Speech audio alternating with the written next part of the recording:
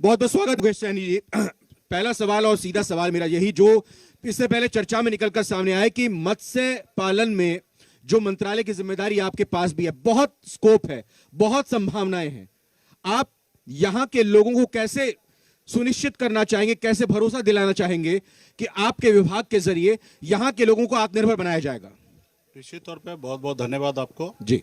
और आपने पूरे बिहार में आत्मनिर्भर बिहार का कार्यक्रम लेके और ऐसे एरिया में आप पहुंच रहे हैं जिस एरिया में निश्चित तौर पे लोगों के बीच में इस तरीके का कार्यक्रम नहीं होता। तो देखिए, माननीय मुख्यमंत्री श्री नीतीश कुमार जी के नेतृत्व में बिहार में 15-16 साल से सरकार चल रही है और निश्चित तौर पे बहुत ही अच्छी तरीके से काम हो रहा है और उम्मीद करना चाहिए जितना अच्छा काम हो रहा है उससे और बेहतर हम लोगों को करने की आवश्यकता है। समय में हमेशा परिवर्तन होता है और इस क्षेत्र में खास करके मोतिहारी, बेतिया, वाल्मीकि नगर ये सब क्षेत्र में खास करके मत्स्य पालक का बहुत बड़ा संभावना है।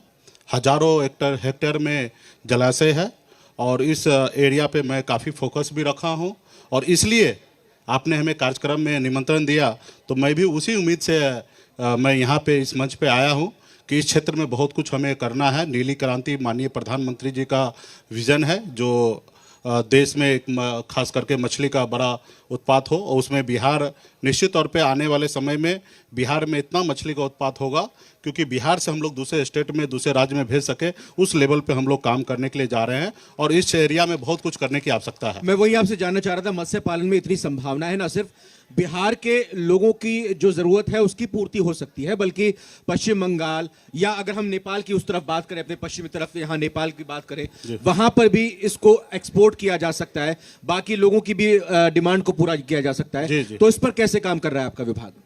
इसमें देखिए, पहले तो जिस तरीके से अभी जलाशय नीचे बिहार में जा रहा है, बहुत ऐसे नदी तालाब जो है सूखा धीरे धीरे हो रहा है, तो इसके लिए सरकार के तरफ से हम लोग ओराहीकरण करने का, जीर्णोद्धार करने का कार्यक्रम अभी हम लोग कर रहे हैं। 1 हेक्टर को अभी हम लोगों ने किया है और अभी कई हजार हेक्टर नए तालाब बनाने के लिए हम लोग सरकार के तरफ से 500 करोड़ रुपए का अतिरिक्त बजट हमें हमारे विभाग को इस साल में 2021 के बजट में हमें मिला है।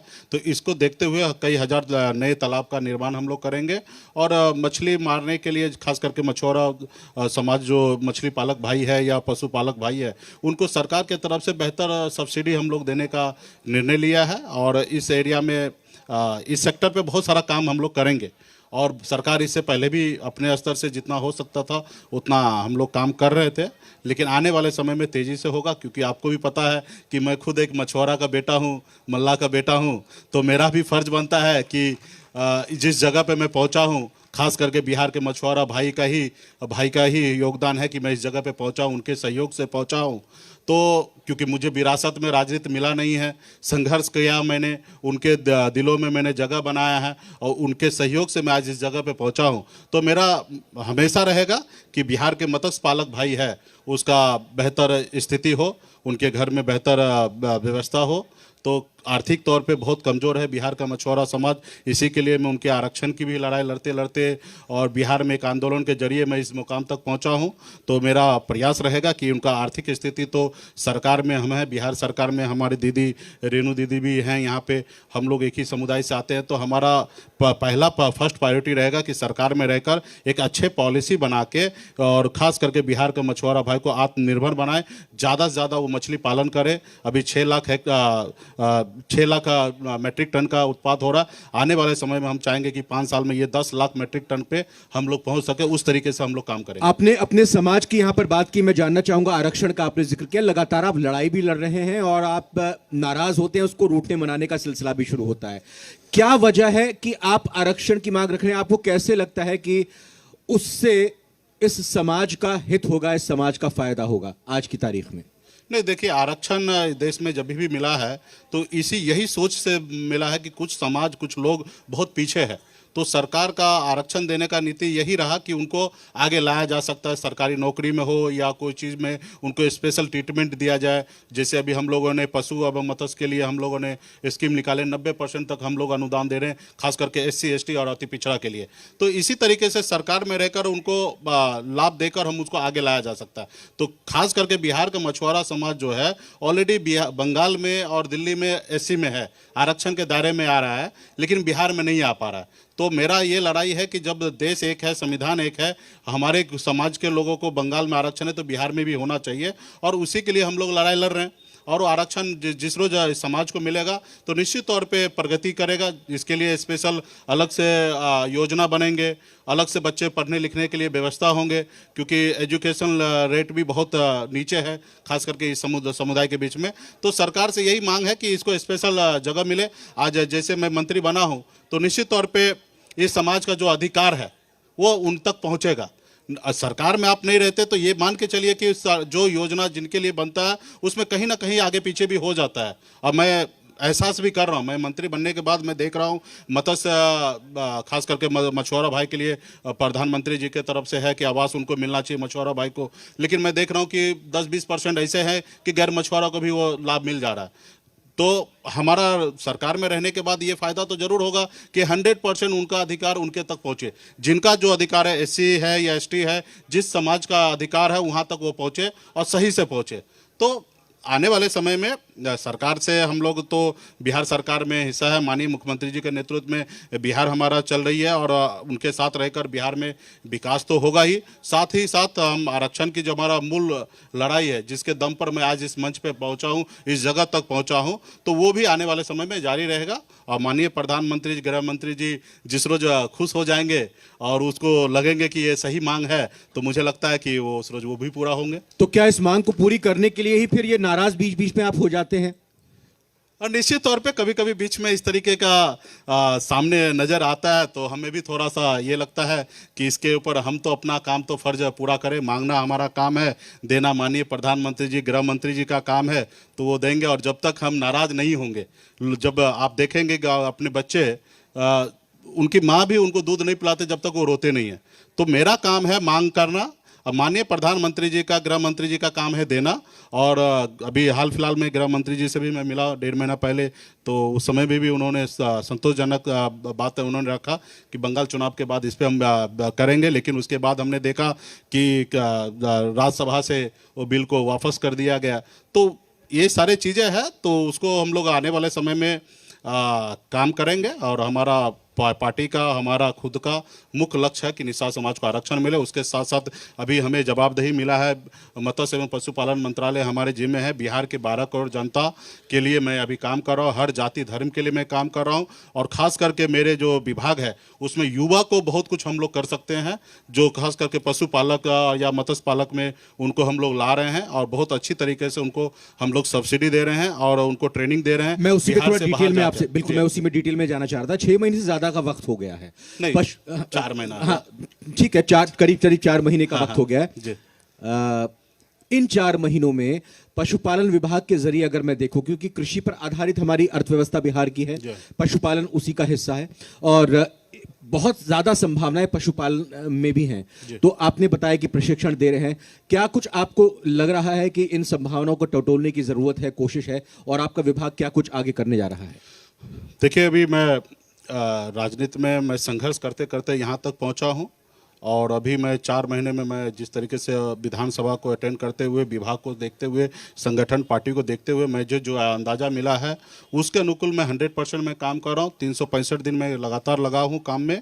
और ये सवाल जो है ना, आने वाले कुछ साल में आपको बोलना नहीं पड़ेगा। बिहार में खास करके पशु और मत्स्य, ये 2 मेरे पास जिम्मेदारी है, और मैं जिस रोज ये जवाबदेही अगर पूरा नहीं कर पाऊंगा उस रोज मुझे 1 मिनट भी मैं वो कुर्सी पर नहीं बैठूंगा।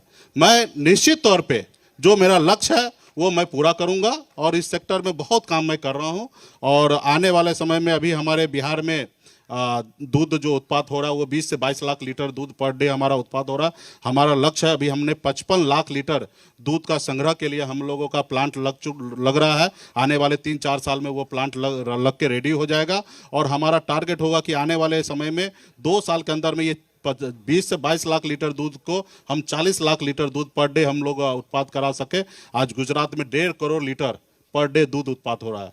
तो हम लोग इस सेक्टर को आगे बढ़ाएंगे। अभी हमारे पास स्कीम भी हम लोग चला रहे हैं, 2 पशु और 4 पशु हम गरीब किसान को, जो गरीब है खास करके SC ST अति पिछड़ा ऐसे वर्ग को 90% अनुदान पे उनको हम लोग मुहैया करा रहे हैं। सामान्य वर्ग के लिए भी हम 50% अनुदान पे हम लोग मुहैया करा रहे हैं और इसको बड़े पैमाने पे हम लोग गांव-गांव तक हम लोग उसको लेके जाएंगे। युवा को हम लोग लाएंगे, उसमें भी बहुत हद तक हम उसको सब्सिडी दे रहे हैं। 150 बफेलो को काऊ को वो पालेंगे, उसके लिए हम लोग 30% तक अनुदान उनको देंगे। एक इंडस्ट्री टाइप का वो होगा जो हमारे राज्य से दूसरे राज्य में जाके मजदूरी करने का काम नहीं हो, उसको अपने राज्य में भी काम मिल जाएगा। और इस दूध डेयरी सेक्टर में हम बहुत बड़ा क्रांति आने वाले समय में लाएंगे। उसी तरीके से मत्स्य में भी अभी भी हमारा बिहार में जितना हमें खपत है उसके आसपास में उससे कम ही हमारा मछली का उत्पाद हो रहा है। तो लेकिन हमारे पास संभावना ऐसा है कि जितना हम लोग उत्पाद अभी कर पा रहे हैं उससे डबल हम लोग बहुत जल्दी कर सकते हैं। उसके लिए थोड़ा सा प्लानिंग की आवश्यकता है, पॉलिसी बनाने की आवश्यकता है। बहुत ऐसे नदी तालाब है जो भर चुका है, अतिक्रमण हो चुका है, वहाँ पे कुछ लोगों का कब्जा भी है। मैं मानता हूँ, स्वीकार करता हूँ। आज हमारे पास 30,000 कुछ तालाब हमारे पास है, लेकिन उसमें हम मछली पालन, सफल पालन जो है 20,000 के आसपास कर रहे हैं। 10,000 तालाब ऐसे डेड पड़ा हुआ है। तो वो सब चीज़ पे हम लोग आने वाले समय में काम करेंगे ताकि बिहार आत्मनिर्भर हो, बिहार के लोगों को बिहार में रोजगार मिले, उस सेक्टर में काम करेंगे। आप उत्तरी बिहार से ताल्लुक रखते हैं, आपने अपने समाज की भी यहां पर बात की। चूंकि अब आप बिहार सरकार के मंत्री हैं और 2 विभागों की जिम्मेदारी आपके पास है, चंपारण की इस धरती के अंदर क्या संभावनाएं हैं? यहां के लोग बिहार सरकार की तरफ, बिहार सरकार के मंत्रियों की तरफ, उनकी जिम्मेदारियों की तरफ बड़ी आस भरी निगाहों से देख रहे हैं। चंपारण के लिए मेरा जवाबदेही पूरा बिहार का है और मैं NDA गठबंधन का एक हिस्सा हूं। तो सिर्फ मेरे पास पशु एवं मत्स्य संसाधन है बिहार। हम मानते हैं कि हमारी जवाबदेही पूरे सरकार का है। हर सेक्टर में हमसे जितना हो सकता उतना हम हर सेक्टर में काम करेंगे और सरकार से उम्मीद रखना चाहिए कल से बेहतर आज बिहार चल रहा है और आज से बेहतर आने वाले समय में बिहार हम लोग चलाएंगे। और अभी आपने देखा कि थोड़ा सा वाद विवाद भी हुआ, तो निश्चित तौर पे हम स्वर्गीय अटल बिहारी वाजपेयी जी को मैं बहुत राजनीति में बहुत रुचि पहले नहीं रखता था।